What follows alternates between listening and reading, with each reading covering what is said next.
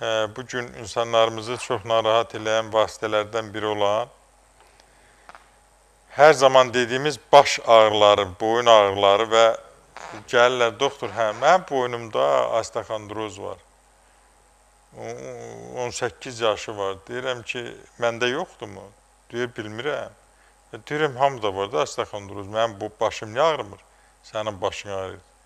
Sonra müayinə edirik, məlum olur ki, miqrendir. Yəni 18 yaşında nə osteoxondroz olar, nə ağrı verər başına.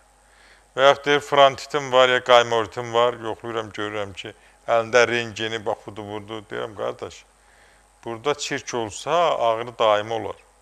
Bu, həftədə bir dəfə tutursa, ya qadınlarda ayda bir dəfə menstrual sikl ay başı vaxt tutursa, bu miqrendir, bunun başqa adı yoxdur, öz-özünə diagnoz qoyulur buna.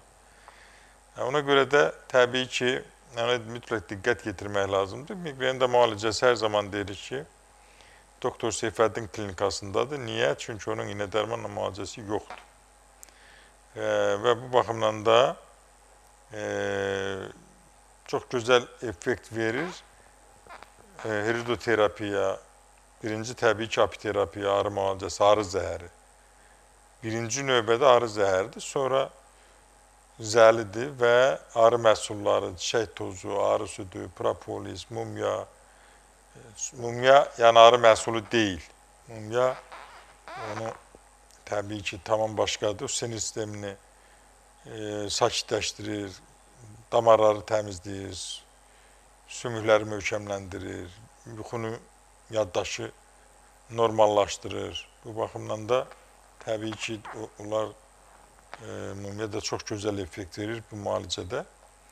Və buna görə də baş ağrısı olanlar, boyun nahiyəsində ağrı olanlar, alnında ağrı olanlar,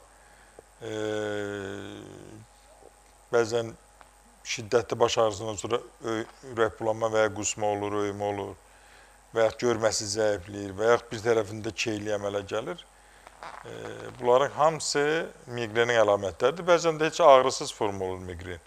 Baş gicəllənmə formasında özünü göstərir və yaxud da ki, qulaqda səs formasında özünü göstərir, ya başında sıxılma formasında özünü göstərir. Bütün hallarda bizə müraciət eləsəniz, baş ağrısından azad olarsınız.